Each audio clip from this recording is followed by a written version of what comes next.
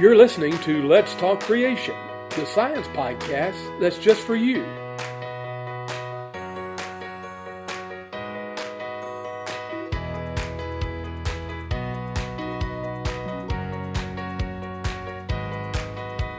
Well, it's great to be back for another episode of Let's Talk Creation with Paul Garner and Todd Wood. I'm Paul Garner. And I'm Todd Wood. As always, remember to subscribe to the podcast and like and share our episodes. Hit that notification bell so that you get notified of new content. Leave us a positive review if you're listening to this on one of your favourite podcast streaming platforms. And we really would appreciate all of that.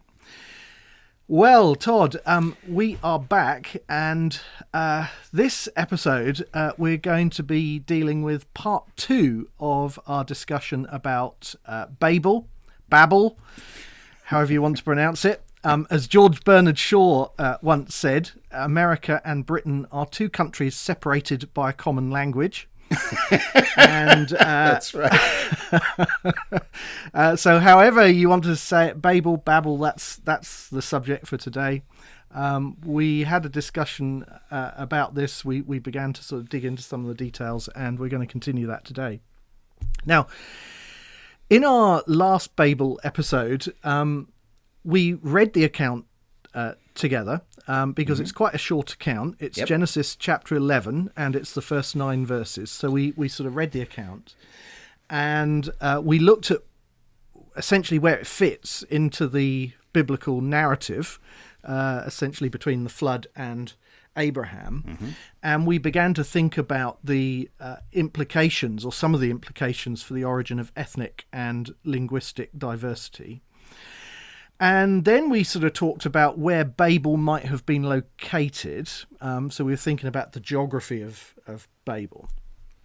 And I thought in this episode, Todd, we could sort of look into some other aspects of the Babel account. And I particularly wanted to begin with the whole question of dating. Now, I think we briefly touched on this last time. But there's a lot more to talk about, I think, because it's actually not a straightforward question. You know, how do we actually date the events of Babel? And of course, we've got biblical evidence, and we've also got extra biblical evidence. We've got evidence from archaeology and so on. So, where do you want to begin with this, Todd? When do the events of Babel take place? Yeah. So last time we sort of went through what I think is how to fit it into the biblical narrative, which is that this is one of those places where the Pentateuch sort of rewinds and fills you in on some details of a story that's kind of already in progress. So I take Genesis 10 to be sort of the larger view of the growth of Noah's family after the flood and all of his descendants, where they ended up, all their languages and so forth. And then it rewinds and tells you, oh, by the way, this is where all that diversity came from, in terms of language at least, and the scattering. And so I would say that I would equate Babel with the division in the days of Peleg. Okay. I mean, the chapter 10 is already talking about, dividing up the land and where people are going and how they're, this is the divisions of Noah's family by tribe and nation and language and so forth. So it dividing up the earth. So yeah, that's what's happening in the days of Peleg. So that's where I put it. Now, relatively speaking, that gets us there. But the actual date and how we then correlate that to archaeology, that's a much more difficult question. Okay. So, Todd, this reference to Peleg, it's in Genesis chapter 10 and verse 25. Right. And we've got this sort of throwaway line that in the days of Peleg, the earth was divided. Right. And, as you've said, I think the consensus, at least, broadly speaking, is that this refers to the division of languages, the scattering at Babel. But I have occasionally sort of read, particularly in some of the creationist literature, some people who want to say, actually, this is not really about Babel. This is or at least it's not solely about the confusion of languages. It's actually about some kind of geographical division, perhaps even the separation of continents. Mm-hmm. And so, before we kind of just move on, what do you make of that? Because this is something that comes up occasionally, isn't it? It does, and I, it kind of turns on how you understand the Earth, right? That it's talking about there. The Earth is divided. So, do you understand that? For example, in Genesis 11, verse 1, where it talks about the whole earth was of one language. Well, that's clearly not talking about the dirt or the ground. It is talking about the people of the whole earth. So it's, I think, pretty evident just from the context there that earth can refer to more than just ground and land. But yeah, you're right. There are creationists who want to take it as in a more literal fashion, and who want to say that this is something really important. It is, for example, the division of the ground of Mesopotamia into canals.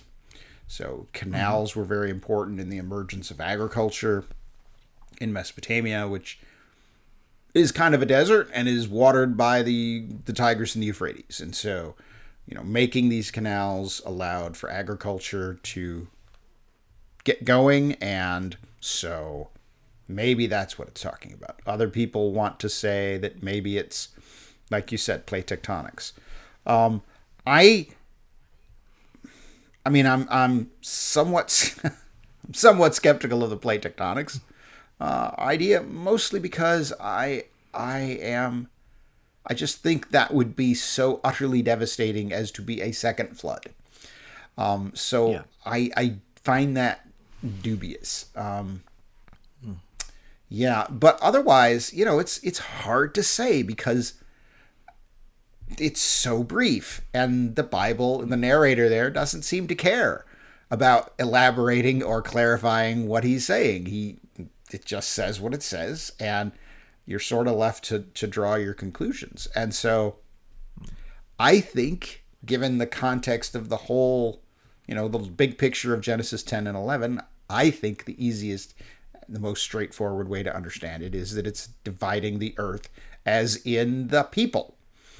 And that it does not have in mind, maybe if it has in mind the actual earth itself, then it's possibly talking about the scattering and the dispersal of human beings into different regions of the earth.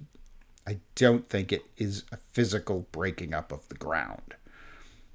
But again, it's just not, there's not enough. That's part of the frustration, I think, is with these two chapters, is there's just not enough here for us to know exactly what it all means. It's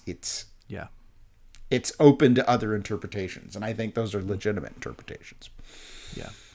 I mean, it's certainly difficult, I think, to imagine that this is referring to the separation of continents in a kind of plate tectonic fashion, because, as you say, I mean, that's just going to be so devastating. To everything alive on the earth, to separate the continents rapidly like that. Like you say, that's the kind of catastrophism that we would associate with an event like the flood. And it's hard to see that happening in this immediate post-flood context without, major disruption to the humans alive there. So. Right.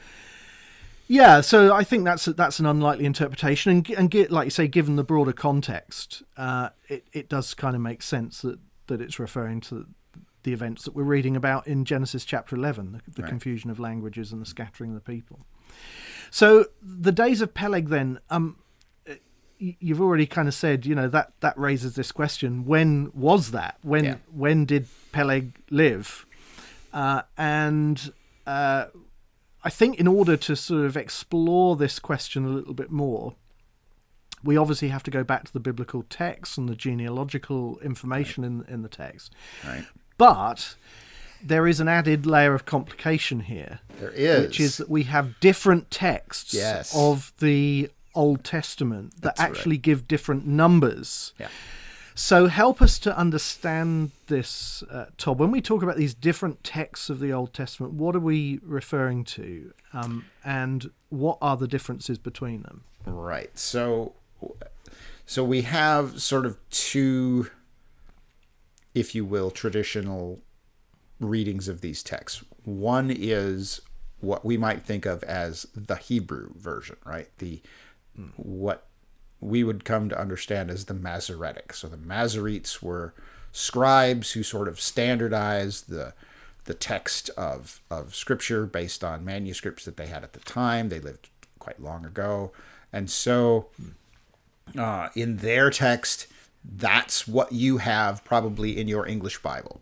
Most English Bibles are going to follow the Masoretic Hebrew text. And so you have numbers that add up to the time from creation to the time of Abraham is about 2,000 years, and the time from the creation to the flood is about, I think it's 1656, and so you got about 350 years after the flood before Abraham's story begins. Okay, now there's another manuscript tradition, and that is the Greek tradition. And now it's important to understand the Old Testament, no one contests this, was written originally in the Hebrew language. And so the Greek is a translation. And this translation was made about 200 years before Christ was born, roughly. And so this was made in Alexandria in Egypt. This was after Alexander the Great had conquered and created his large empire, and so Greek had become sort of the lingua franca, the common language to this entire empire, and people were speaking Greek and writing Greek, and so there was this effort to translate the Bible, the Old Testament, the Hebrew Bible, into Greek, which we call the Septuagint. We call it the Septuagint because it was made by 70 scholars. This is the traditional story. It was made by 70 scholars who all got together, and by some miracle, they all translated everything all on their own, and they got together afterwards, and oh my goodness, it was all word for word exactly the same among these 70 scholars. So this was a miracle. I'm not sure I believe that tradition, but we understand it as the 70. It's the Septuagint. Now, the Septuagint stretches things out quite a bit. And we don't really understand why. This is part of the puzzle. I think there's plausible reasons for why the Septuagint numbers might be modified from the Masoretic, and I think there's plausible reasons why the Masoretic numbers might be modified from the Septuagint. Which one is the original? That's the question. So, for example, there's in the Septuagint chronology, there's 2,200 years from creation to the flood. And there's an extra millennium after the flood in the Genesis 11 chronology, which is really significant. You know, that's a lot of time, right? 300 versus 1,300 years is a big deal. So if we're going to start thinking about how does this all fit together and how do we put this into the chronology of the Bible, then we sort of have to start wrestling with, well, which chronology are we dealing with? And I would say most creationists go with a Masoretic, which gives you a 6,000-year-old Earth. It gives you that 2,000 years between creation and Abraham, and a very, very narrow window from the flood to the time of Abraham, which is challenging. Yeah, let's just put it that way. It's challenging. Yeah. Okay, so we've got these different sort of manuscript traditions. We've got the Masoretic, which is kind of the authoritative Hebrew text. It's the kind of text of rabbinical Judaism.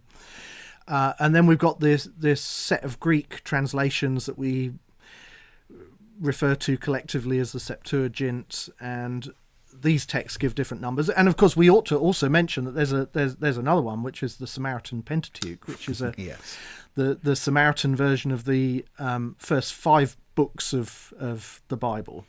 Right. And I think I'm right in saying, I'm no expert here, but I think I'm right in saying that gives another set of numbers. So it does, yes. So we've got these yeah, so we got these variant sort of manuscript traditions, and as you say, this then has a bearing, particularly because the Septuagint essentially puts an extra 1,000 years in the post-flood genealogy.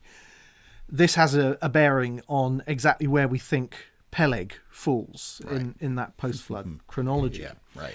So it's not very straightforward, and No. as you say, probably most creationists, most scholars seem to favour the Masoretic, but there are those who argue for the Septuagint and argue that should have primacy, and there's a huge and growing sort of literature on that, and no doubt we can sort of link to some of that in the show notes if people want to explore some of that further. Mm-hmm. So basically, the bottom line is that we're not exactly sure when Peleg lived, but he lived sometime, but in that framework between the flood and Abram. Right. So that's kind of the biblical information. That's kind of that's kind of the biblical constraints that we have. But then, I want to come on and think about archaeology, because we also have to grapple with archaeological dating. And last time when we were talking about this, we talked about the idea that the Tower of Babel was a ziggurat, was possibly a ziggurat, or maybe a prototype of a ziggurat. Right. Just remind us, Todd, what a ziggurat is for those who are joining us this episode. Right. So throughout Mesopotamia, there were these,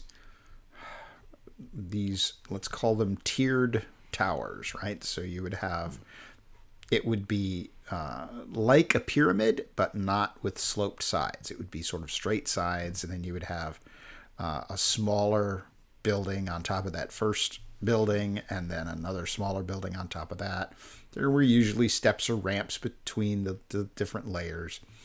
And as far as we can tell, they're different from Egyptian pyramids in that they were used based on their names. They were religious in nature. They were, and we don't know exactly what that religious function was, but they're referred to as temples. So perhaps they were perceived as the home of the gods in a literal temple sense.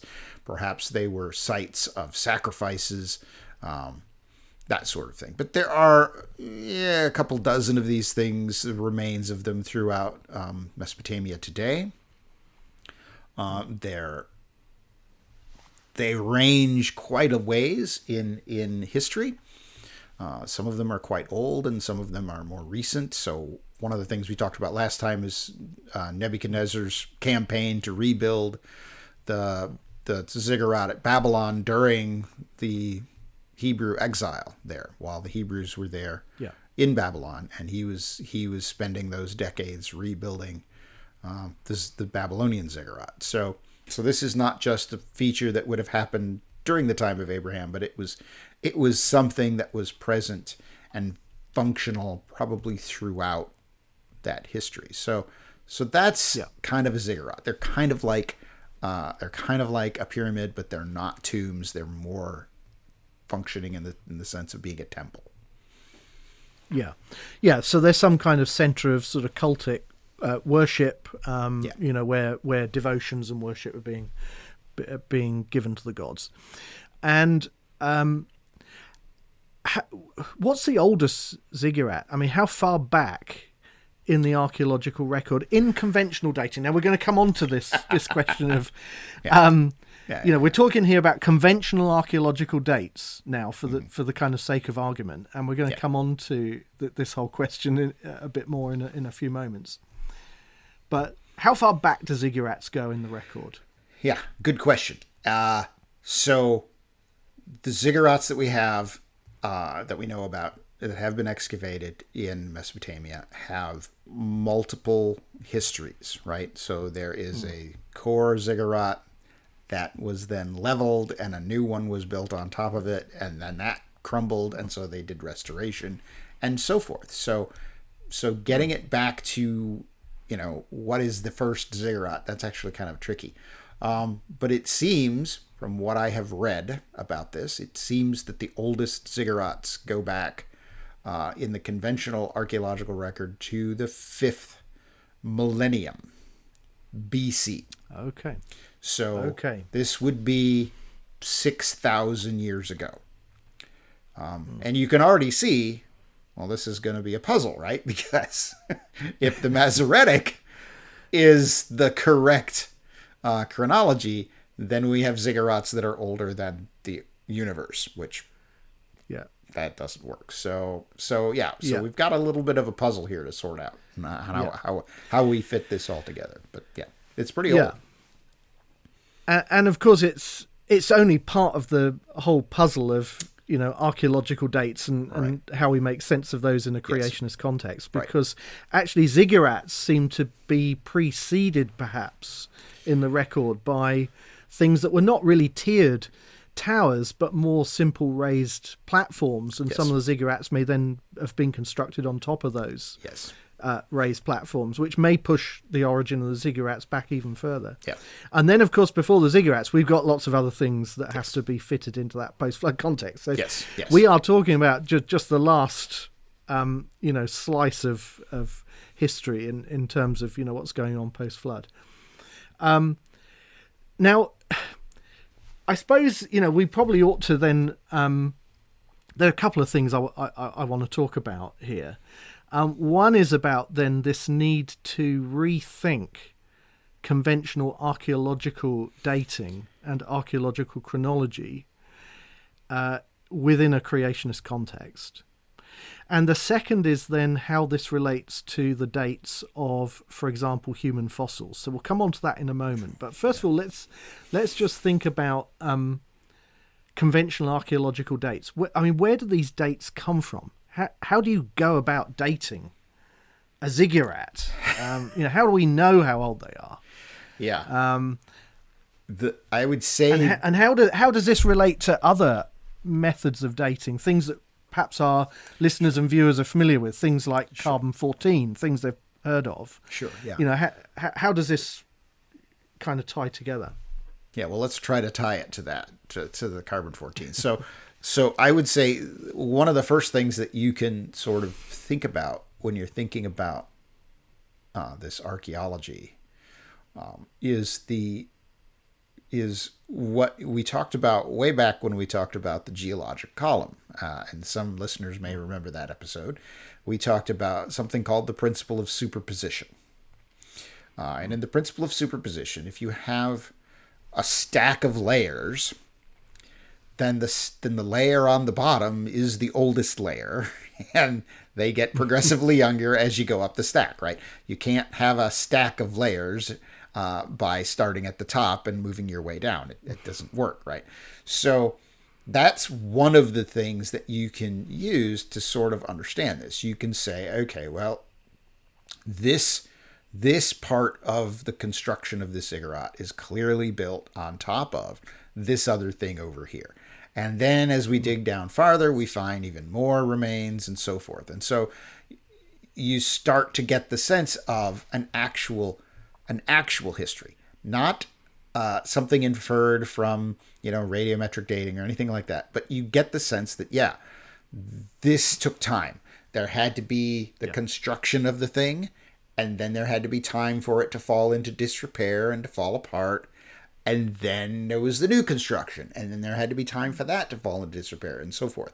And so this isn't just a matter of saying, oh, it's just a lot of speculation about radiometric dating or whatever. This is there's more to it. It's more complicated than that. You can see the physical evidence of the history. So the equivalent in geology would essentially be what we call stratigraphy. Right. So it's developing a sequence of events. We may not be able to put absolute dates on those events, but we can determine there is a sequence of events. This came before that. That's right. And then this happened, and then this happened. That's right. Yeah. And with archaeology, I don't know. I guess with archaeology, with geology, it always strikes me as, the formation of the layers depends on the rate at which the layers form, right? How fast can the layer form? But with archaeology, I think there's more stuff there that gives you those age indicators, right? If you have a ziggurat that's starting to fall apart or has fallen into disrepair, like in the days of Nebuchadnezzar, where he's literally rebuilding a essentially new ziggurat, that's a time indicator. We can't just shrug that off as being, oh, this layer formed really rapidly. I don't think that works. Not for a lot of this stuff. So that's a challenge. And then, but the gold standard, of course, for a lot of this stuff would be to pin it down to an absolute date using radiocarbon dating, using carbon-14. So maybe in your layer where you are digging, you find a piece of charcoal, or maybe you find what was at one time a hearth, a place where burning took place.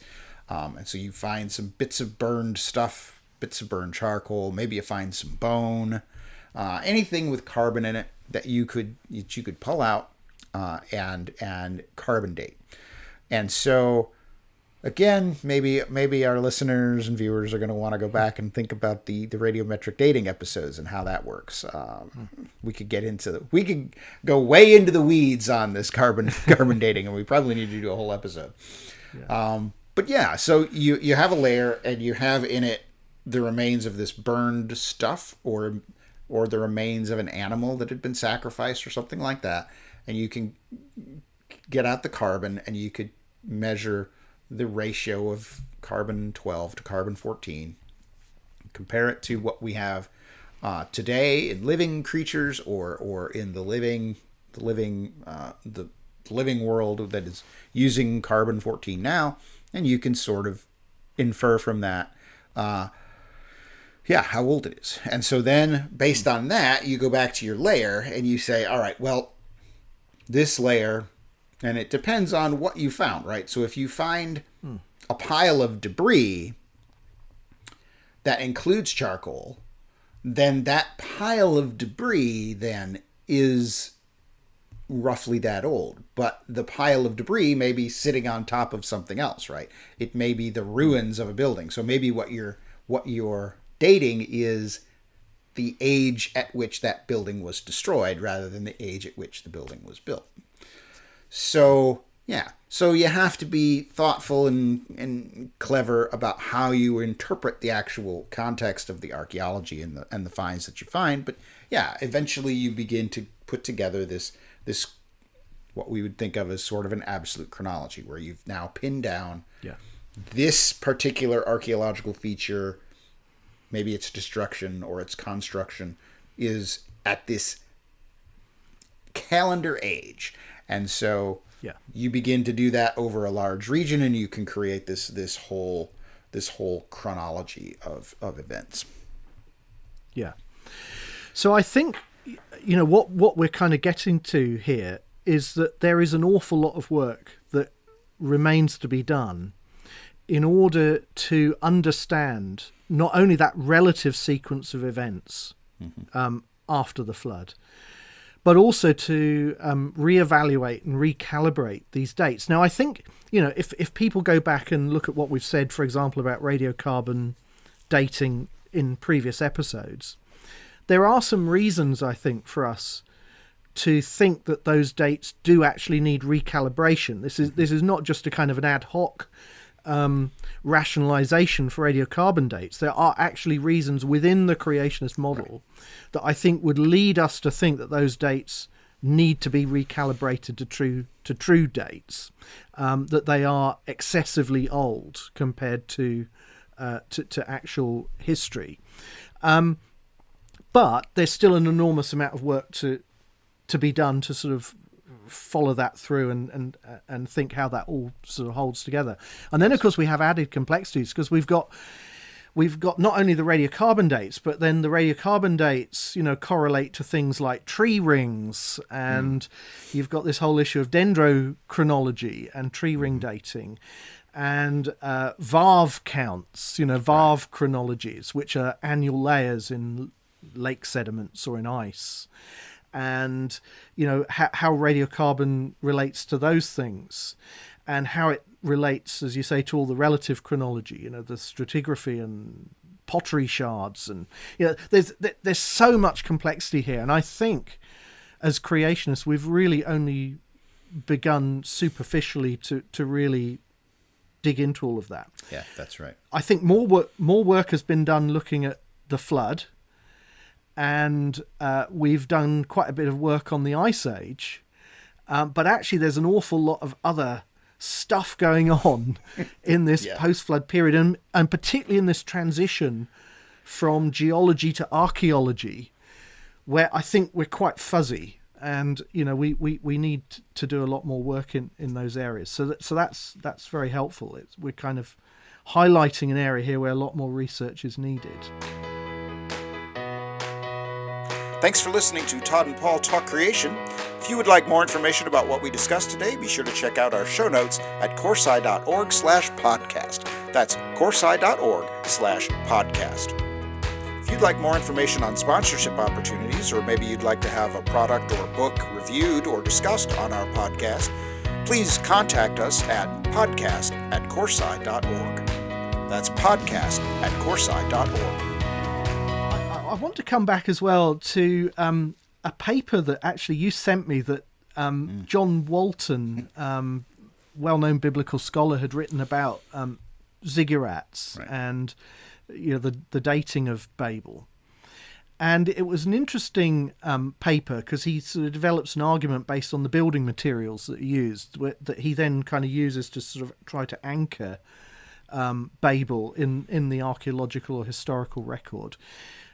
Just explain a little bit about his argument, his reasoning here in this paper. Sure. So basically, the very specific description of the building materials in the account, they say that they're using burnt bricks that had been fired, and they were using bitumen for mortar. So that's actually a known building material from the archaeological record in Mesopotamia. This would be something that, in fact, is used on ziggurats. So it would be something that you would see. It was, however, as he argues in the paper, it was quite expensive, though. So it was actually only used for the outer shell of the ziggurat. And it was not a substance that has been found, let's put it that way, in the land of Israel, which I think is really interesting. I think that lends a certain authenticity to the account in Genesis, because here is a thing where you don't find fired mud bricks in the Israelite archaeological record, and you don't find bitumen used for mortar. That would be something that would be used further east in Mesopotamia. In Israel, if you find mud bricks, they would be sun-dried. They would not be fired. So, yeah. So I think that's interesting. And so what he wants to do then in that paper is sort of pin this down to, well, we know when, we have records of the earliest uses of these things. And so since this tower is being put forward as, he thinks, he argues, a prototype of the ziggurats of Mesopotamia, then it must predate all of that and must be some early form. And maybe the author here is trying to indicate that, this was an opulent society because they're using these very expensive substances to build from, or, yeah. It's a really interesting point. Especially about the culture. So, yeah. Yeah. So I think he says that the development of this kind of kiln-fired brick technology goes back to about 3,100 BC in the conventional archaeological dates. Mm-hmm. And he links this to also to the development of urbanization, so effectively the development of city-states. And so he says this helps us to tie down, when Babel happens in the record. He does make a couple of caveats. One of which is that the development of these city-states might actually precede what we actually see in the archaeological record, because there may be written records that haven't survived. Mm-hmm. And also he points out that Babel was, as you say, a failed prototype, which possibly the failure of Babel actually then delays the development of urbanization. Mm-hmm. And so actually maybe that pushes Babel a bit further back in the record, right? But it is an interesting argument, and it brings me on then to something that has kind of puzzled me, something I've thought about a little bit, which is the dating of human fossils, because if what we've said so far is that Babel is in effect the event in post-flood history where up until this point, the humanity has essentially been has mostly stayed together, and then Babel is the event that through the confusion of the languages and the scattering causes these people to be dispersed across the earth. We would expect that Babel has to precede the first appearance of humans in the post-flood fossil record. Now, in the post-flood fossil record, and again, assuming that we've identified the members of the human Baramin correctly, we have humans that go back maybe 2, even perhaps 2.5 million years in conventional dates. Mm-hmm. Yep.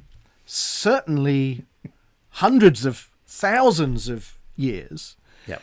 And yet we're saying that Babel is anchored in the archaeological record, it seems, much, much later. Yeah.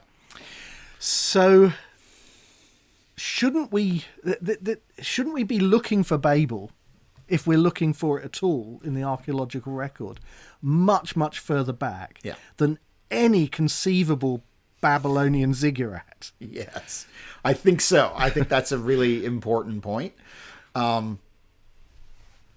And yeah, this is something that I mean, every time, as you know, I work in this area, I'm very interested in understanding how all the fossils of these putative ape men relate to humanity or to the created kinds of apes. So I have a long ongoing research program that is still going on to this day, as I'm sort of wrestling and working through these issues, wrestling with and working through. So, but yeah, I mean, you've kind of raised the big question. So a couple of thoughts come to mind. One thought is,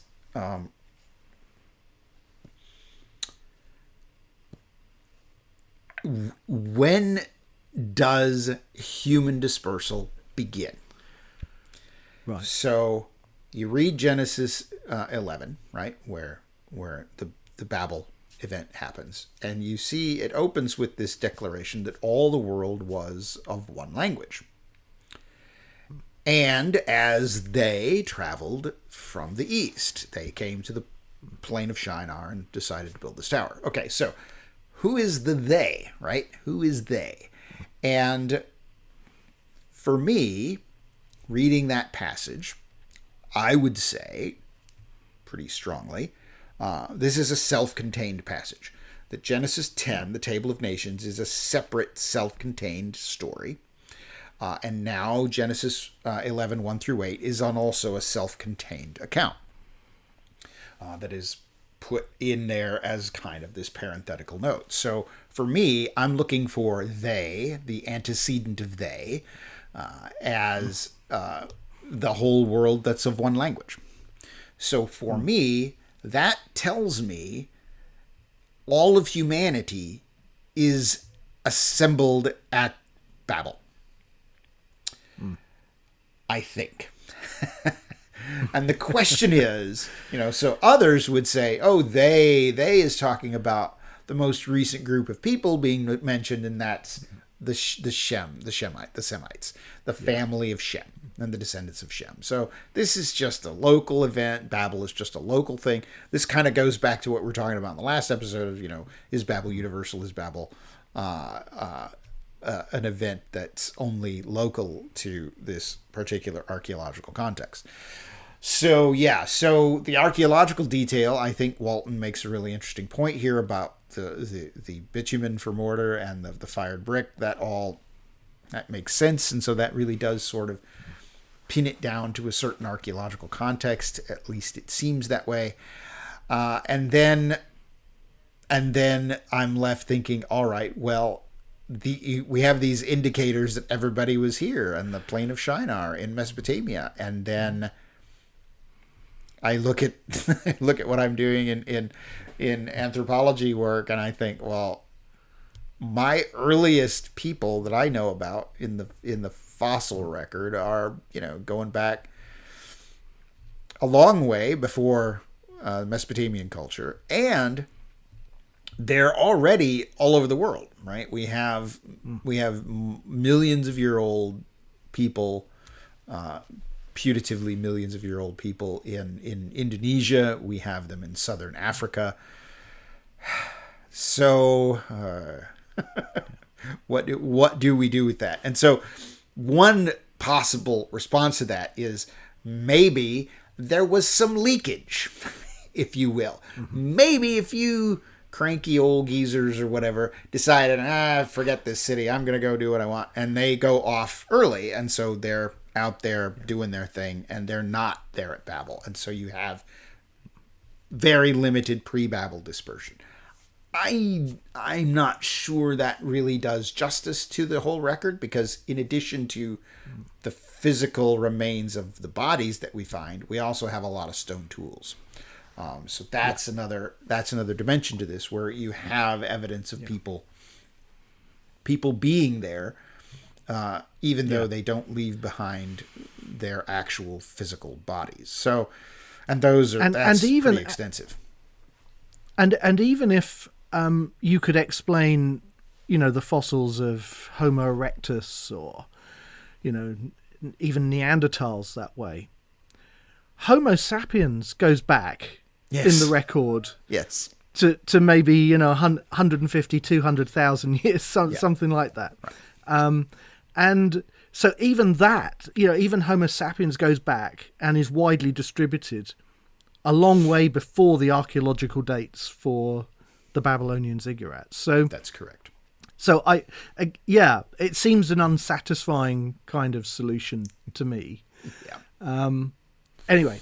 but that's completely correct. The oldest that anthropologists are now thinking about Homo sapiens remains would be at a cave in Morocco, and they've dated them at 300,000 years before present. So, right, okay, that's really old. There you go. Even further than I just said. So even if you say, oh well, I don't know about that. Maybe you want to be all real, we should be careful about accepting what scientists say. That's true. So let's just think about things like Stonehenge, or the Iceman that was found in the Alps, that mummy that was found in the Alps.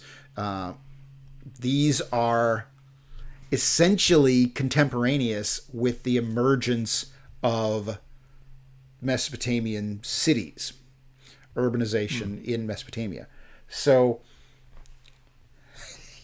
you got people everywhere, and it's difficult to. It's difficult, I think, personally difficult, to imagine the sort of options that you have.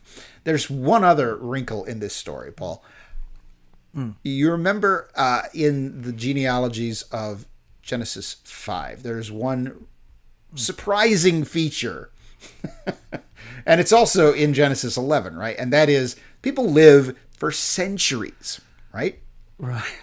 And after the flood, their lifespans rapidly are reduced to a little more than a century.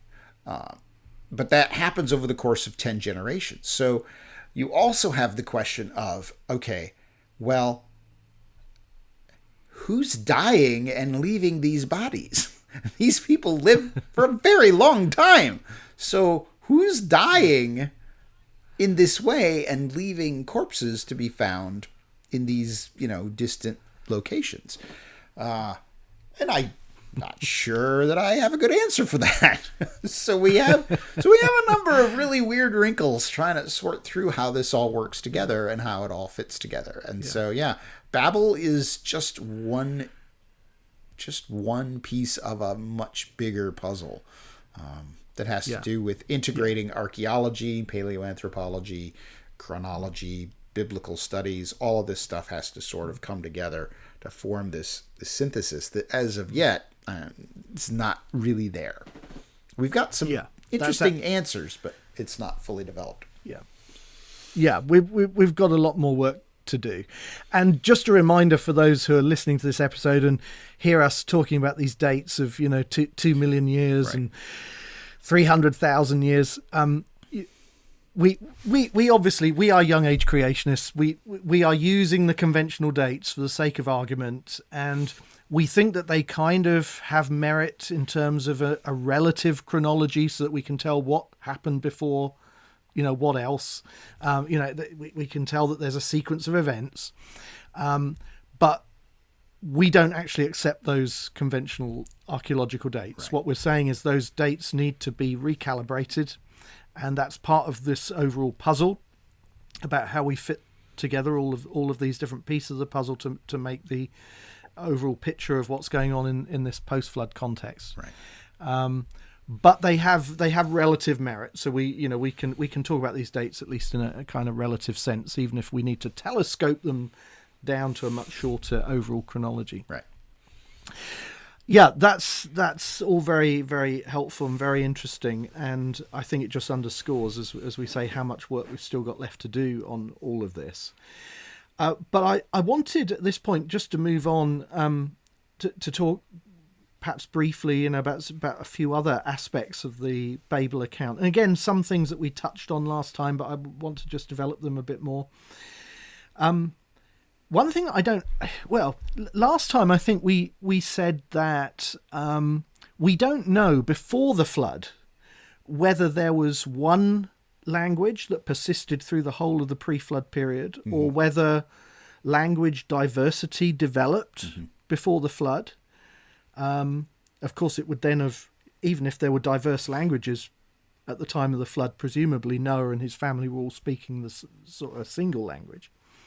But we don't know. We don't really know about that, how much language diversity developed before the flood.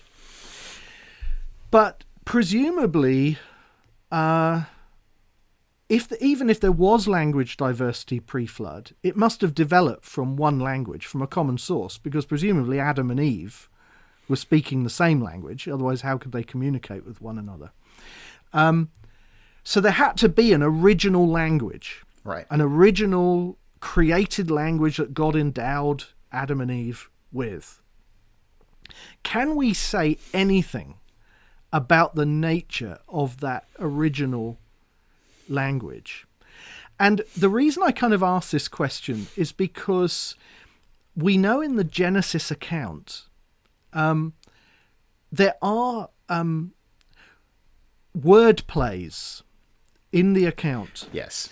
So, for example, the very name Adam is a kind of play on the Hebrew word for earth, Adamah. And we know that the woman was called woman, Isha, because she was taken from the man, Ish.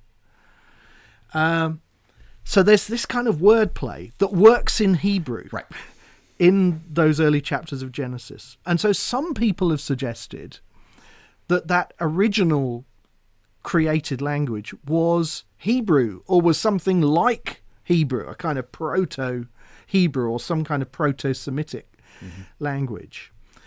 And I kind of struggle with that. I find that problematic because we know that Hebrew as a language, it seems to have arisen within the broader Semitic group of languages at some point after the flood, after Babel. So how do we explain these aspects of the Genesis account? again, it's something I'm not sure we have very good answers to, but I just wondered if you had any thoughts about any of that. I've been thinking about this a lot. I've been digging into linguistics, not very long. I know probably enough to make really stupid, naive statements, but maybe I can at least use this primitive knowledge to sort of start framing some possibilities here. So you're right. Hebrew is part of a very closely related cluster of languages that includes Moabite, Ammonite, Aramaic, Phoenician. These are all very similar, and Canaanite, right? And Canaanite. So they're all very similar languages. And so when we're reading about, for example, Abraham traveling into the Promised Land, they're all talking the same language. It's not, and apparently they have a lot of the same customs as well, cultural customs as well. So wherever Abraham came from, Ur of the Chaldees and through Haran, the city where he stopped with his father and where his father died, that apparently shared a common culture, linguistic culture, with Canaan, where he ended up. Okay, so there's that. And that's all based on comparative linguistics. We have records of these ancient languages because at this point writing is available, and so we can compare the languages and find out how similar they are and how different they are according to their vocabulary. Then we have the larger Semitic language group. So you have that really tight cluster of very similar languages. Then you have less similar things. Akkadian, for example.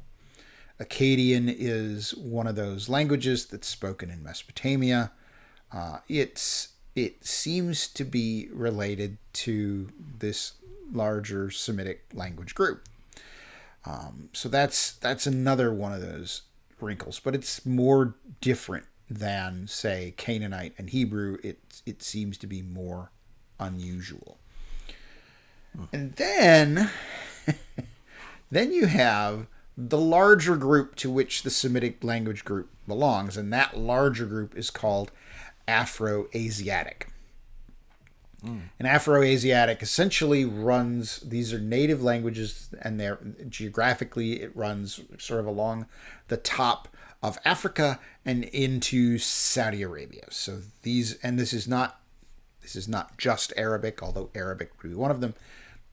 That's the dominant language of that region today. These would be native languages that are, some of them which are no longer spoken, but they all run along this region. And so Egyptian, it turns out, is one of those languages, is one of those Afroasiatic languages.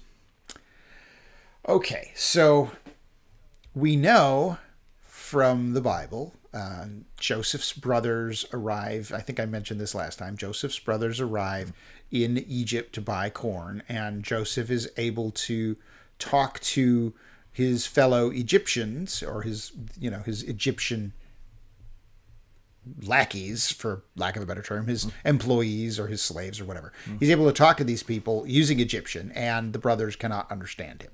So at that point, at the very least, there is sufficient diversity between Egyptian and the Hebrew or Proto-Canaanite or whatever that his brothers are speaking, that they cannot understand one another. Okay, now, the conventional model would say that Afroasiatic, there is a Proto-Afroasiatic language, and that over time then the Proto-Afroasiatic has diverged into the various language groups like Semitic and Egyptian, and then further divergence then produced the specific languages like Phoenician, Hebrew, and Akkadian, and so forth. Okay, so that's the conventional explanation of this. So then I see, Egyptian is a separate and incomprehensible language to whatever it is that Joseph's brothers are speaking. and Joseph is bilingual at this point in the account, and this is, a couple hundred years after Abraham. So we have a very short period of time here. And so then I wonder, all right, then what if Babel is universal, which I suspect it is. All the people are there. And it is generating that initial linguistic diversity, which we mentioned last time. Then how is that happening, right? So if we have what appears to be a relationship between Egyptian and the Semitic languages, is Babel, for example, an acceleration of normal linguistic development?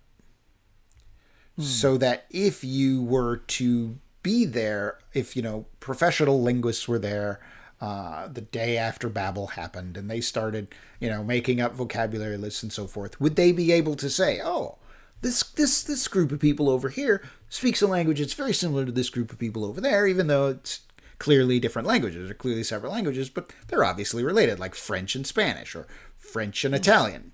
You can see there's a relationship there. Or would you imagine that Babel is something more fundamental, where you have created just fundamentally unlike languages altogether, and that those represent the sort of language groups that we have today? Indo-European is where our languages come from, our European languages.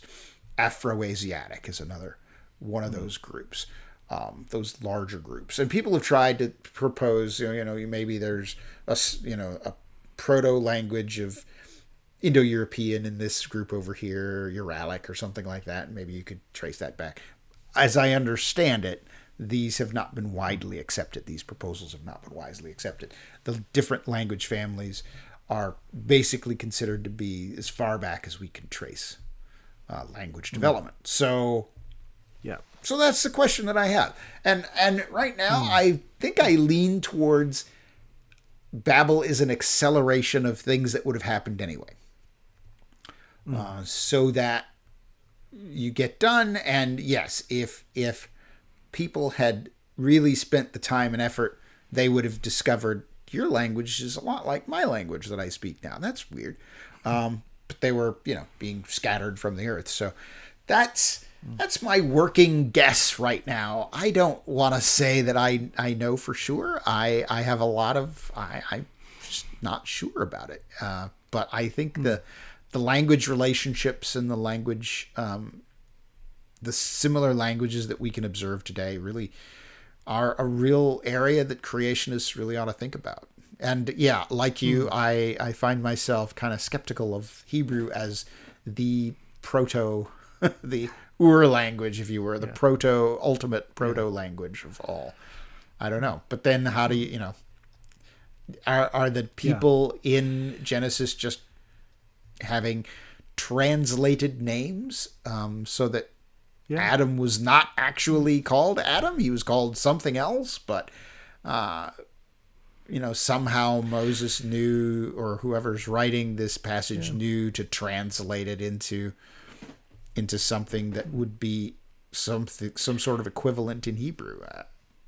Well, it's kind of intriguing to me that actually the wordplay, for example, about ish and ishar actually still works in English. It does, isn't it? Woman and man.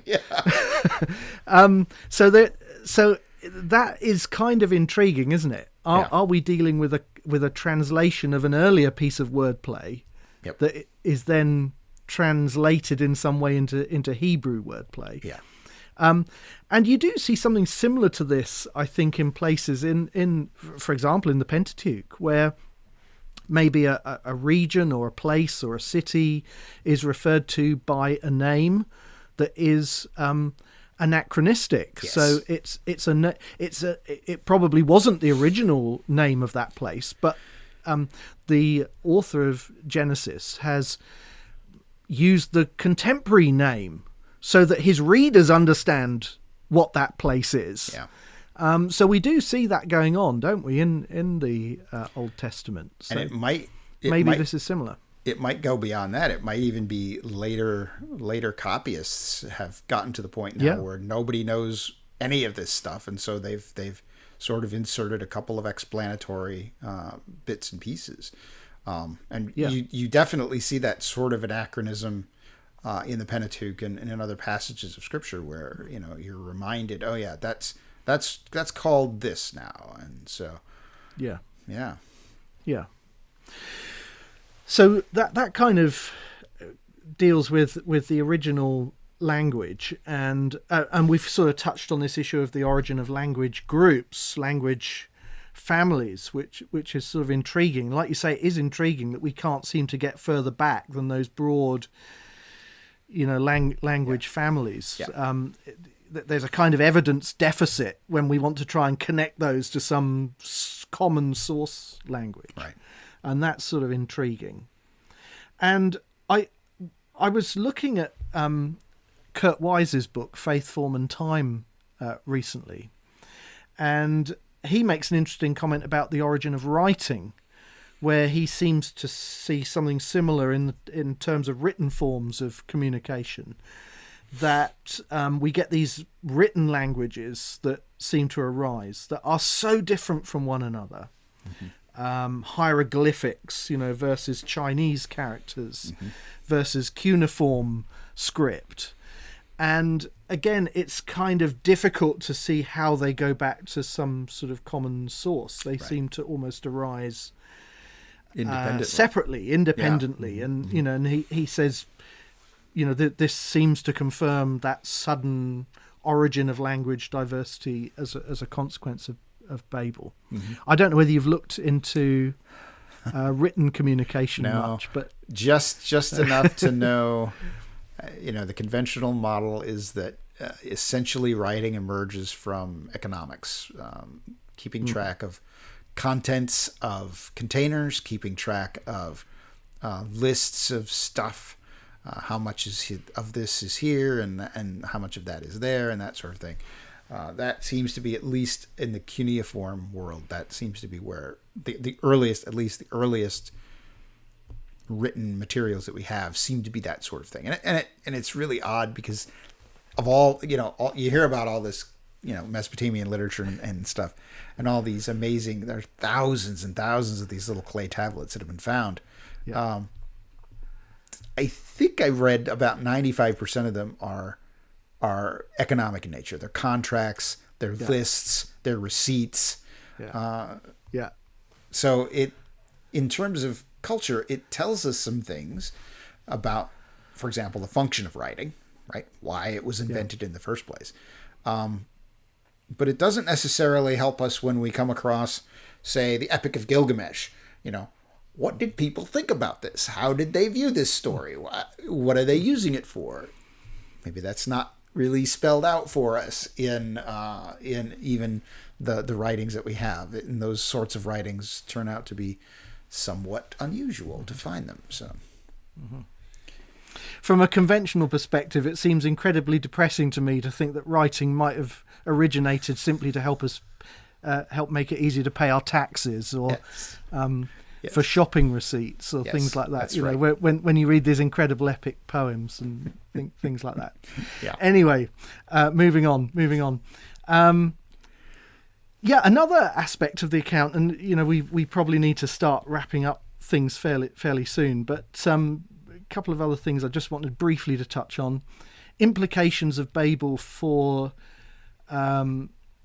fossil hominins and early archaeology. Now, we've kind of touched on this, but I'm thinking now more in terms of the development of biological differences rather than the dating question.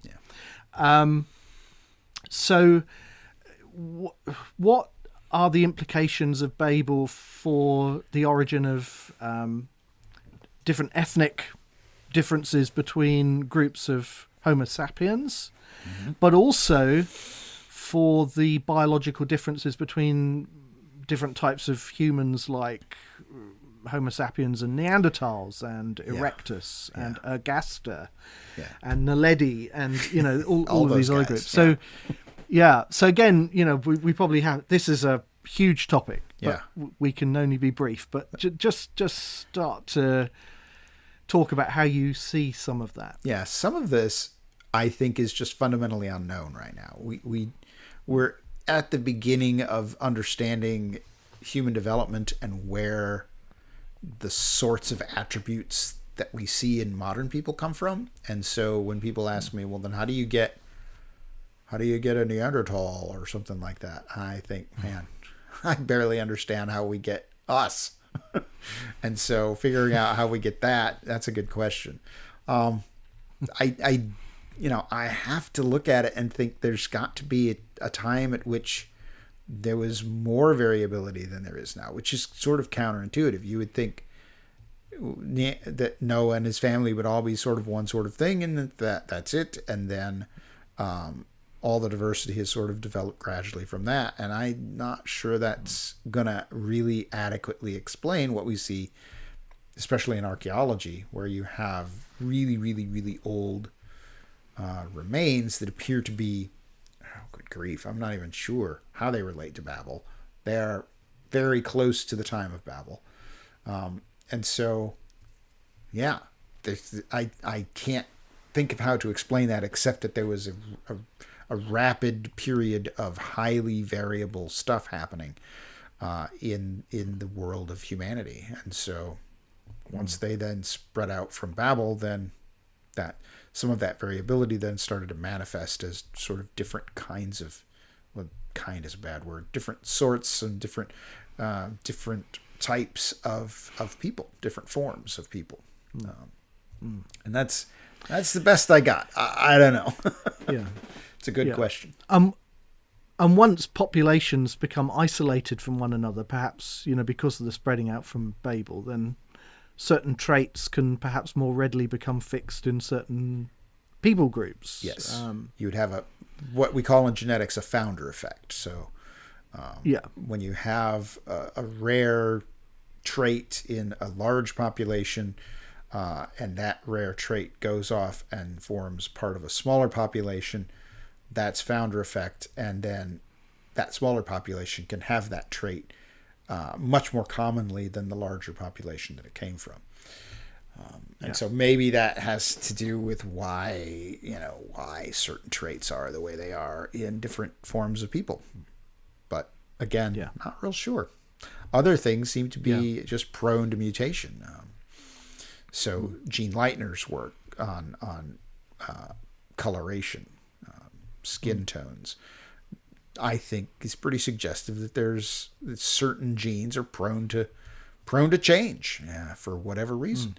And so we get this variety of form and variety of appearance in people. Yeah, it's another huge topic. We don't have time to sort of develop it more now, but no doubt at some point we'll come back to all of that. Yeah. As we just begin to draw to a conclusion, Todd, I just wanted to think a little bit about the way that kind of Babel functions in the overall redemptive narrative of the Bible as well.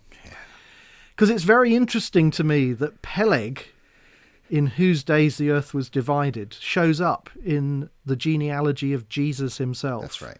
In Luke chapter 3 and verse 35. And it strikes me that there is perhaps some significance to that in the days of Peleg, we have essentially this judgment of God perhaps protecting the people from themselves by confusing their languages and causing them to be scattered, causing them to stop building this tower that was probably a center of idolatrous worship. And so the peoples become divided by language and culture. And Jesus is the one who comes to essentially heal those divisions and to reconcile people to one another and also people to God. So I think that's interesting. And I think it's also sort of worth mentioning that on the day of Pentecost, we have the phenomenon of speaking in tongues, Acts chapter 2. And I think I'm right in saying that many biblical scholars see this in effect as a kind of reversal of Babel, that people hear the wondrous works of God being declared in their own language.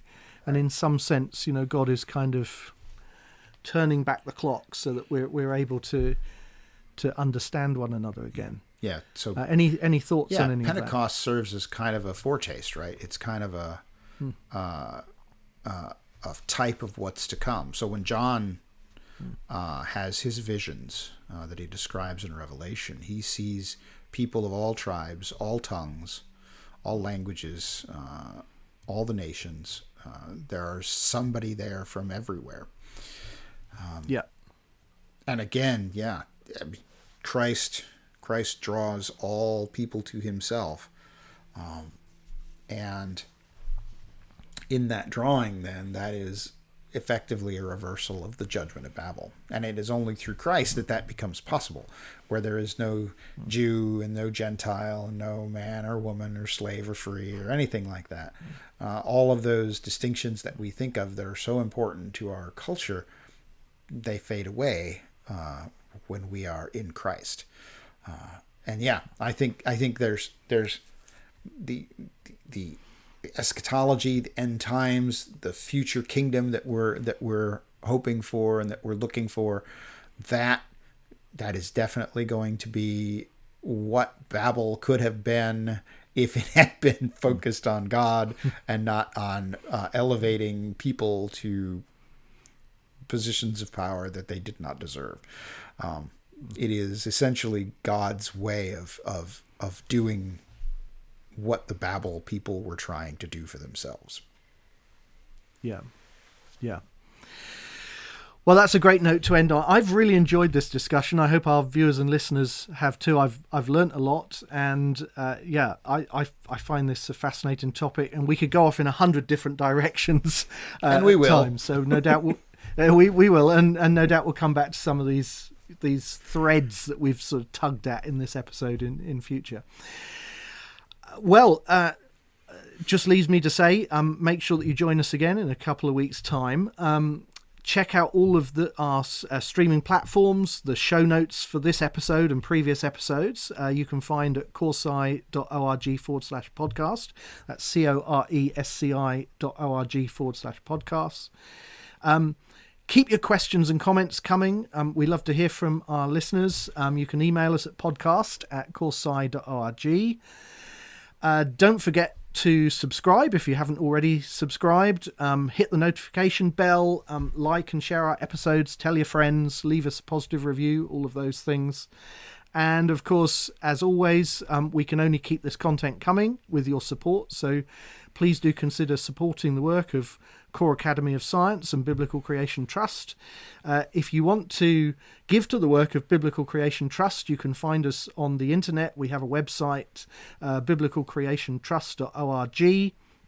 And if you click on the donate button on the homepage, that takes you to a giving page with all of the options for giving to the work of Biblical Creation Trust. We have social media pages as well. You can find us on Facebook.